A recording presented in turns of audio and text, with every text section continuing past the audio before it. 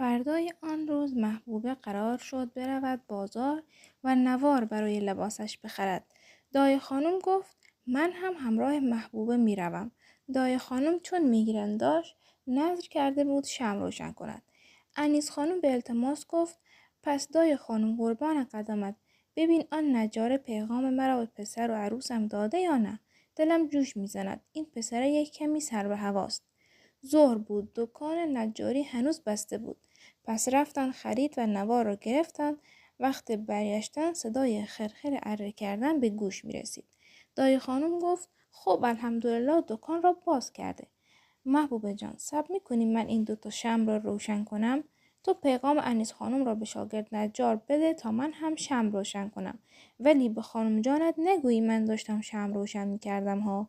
بگو دایه جان خودش با نجار صحبت کرده باشه وگرنه پدرم را در می آورد. هوا آفتابی بود ولی شب قبل باران مفصلی باریده و زمین را گل‌آلود کرده بود. جوانک مثل دیروز غرق رنده کردن بود.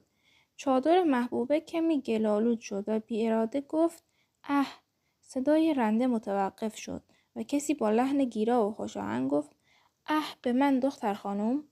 محبوبه سرش را بلند کرد و لحظه محو شاگرد نجار شده بود. محبوبه گفت چرا اه به شما؟ مگر شما اه هستید؟ لابد هستم و خودم نمیدانم. محبوبه پیغام را رساند و با تند برگشت خانه. اسمش رحیم بود. از نظر محبوبه اسم قشنگی بود و به دلش نشسته بود. محبوبه به خانه خواهرش دعوت شده بود. نزهت مرتب از خواستگار آیندهش صحبت میکرد. این آشی بود که شوهر او برایش پخته بود. با داماد دوست و همبازی بودند و او محبوبه را به پسر عطاالدوله معرفی کرده بود.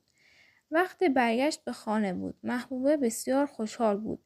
با کالسکه در راه خانه به کالسکیچی گفت مشهدی من همینجا پیاده میشوم. خانم کوچیک هنوز یکی دو تا کوچه مونده. عیبی ندارد. همینجا پیاده میشوم. میخواهم خرید کنم. پس به خانم ها بگویید که من تا در خانه. خب نترس برو.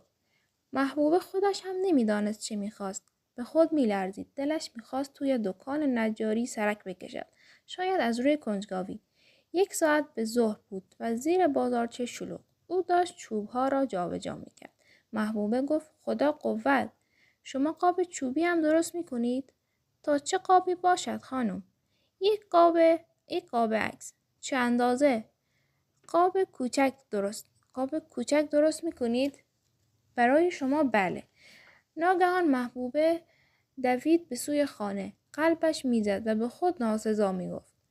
کم کم روز خواستگاری نزدیک بود. همه جا گل و لاله و شیرینی. بیرونی و اندرونی جارو و آبپاشی شد.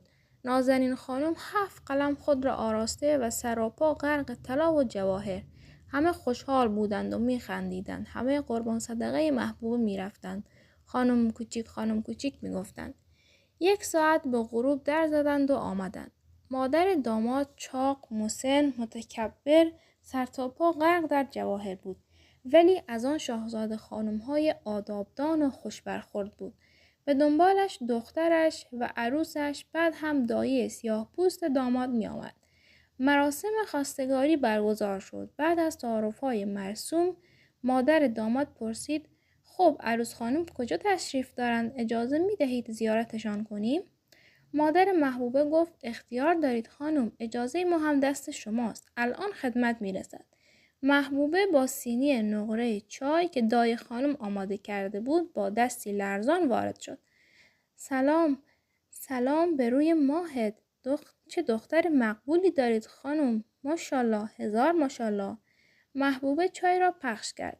دایی سیاه‌پوست آغوش گشود. بیا دختر جان ببوسمت. من آرزوی همچون روزی برای پسرم داشتم.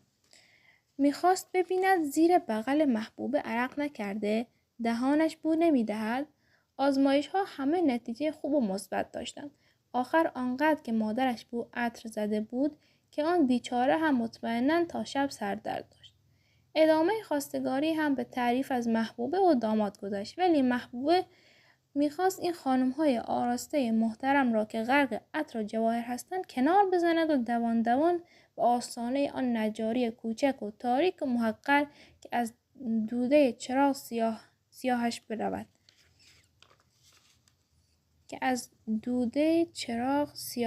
برود.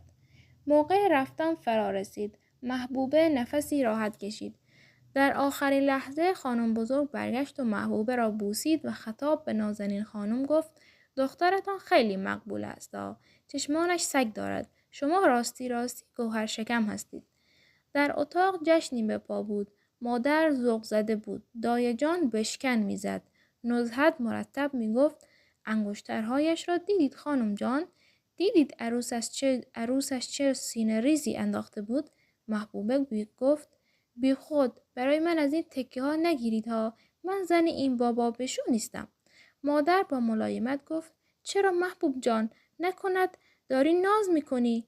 نه خانم جان، چه نازی دارم بکنم؟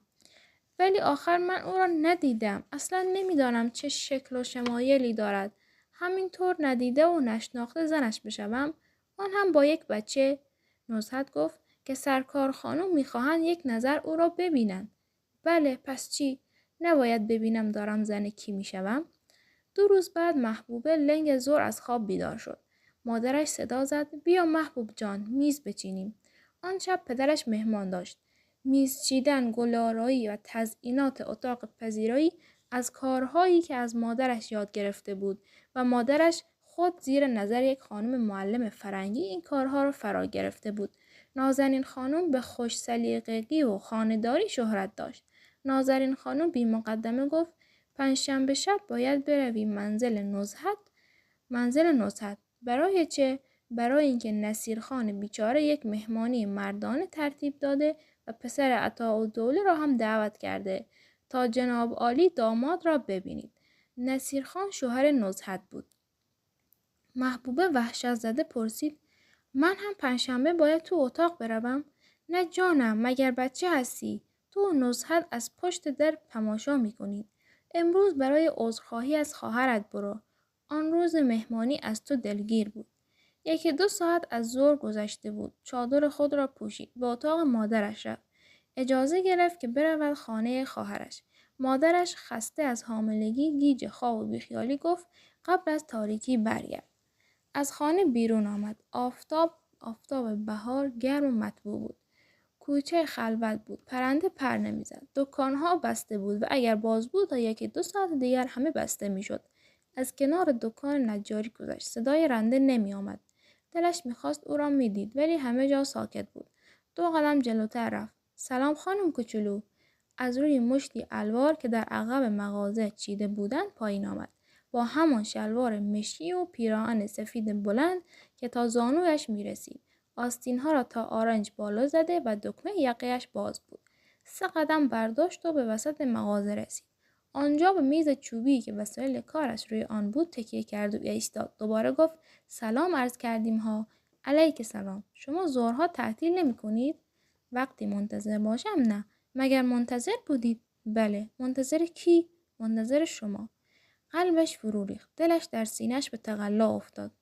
کاری با من داشتید؟ مگر شما نبودید که قاب می‌خواستید؟ خب برایتان ساختم دیگر. از روی میز یک قاب کوچک برداشت. ولی من که اندازه نداده بودم. خب شما یک چیزی خواستید، ما هم یک چیزی ساختیم دیگر. اگر باب تب نیست بیاندازید زیر پایتان خردش کنید. یکی دیگر میسازم. بیشتر از 1 هفته است که ظهرها از اینجا منتظر می نشینم. قاب را از دستش گرفت و پرسید شما که ظهرها خانه نمی روید زنتان ناراحت نمی شود؟ من زن ندارم. کسی را هم نشان کرده ندارید؟ چرا؟ باز دلش فرو ریخت. خب به سلامتی کی هست؟ گفت نوه خاله مادرم. مبارک است. انشالله پس همین روزها شیرینی هم میخورید. سرش را پایین انداخت. موهای وحشیش باز روی پیشانی لغزید. برای مادرم مبارک است. من که نمیخواهم. الهی حلوایم را بخورید. محبوب خندید. خدا نکند. بی اراده دست محبوب بالا رفت و پیشه را بالا زد و به چشمهایش خیره شد. ساکت و مبهوت مثل مجسمه ایستاد تا بناگوش سرخ شده و زیر لب گفت بنازم قلم نقاش طبیعت را. محبوب برگشت. بی خداحافظی ولی این بار ندوید بلکه آرام آرام با قدم‌های متین و آهسته دور شد.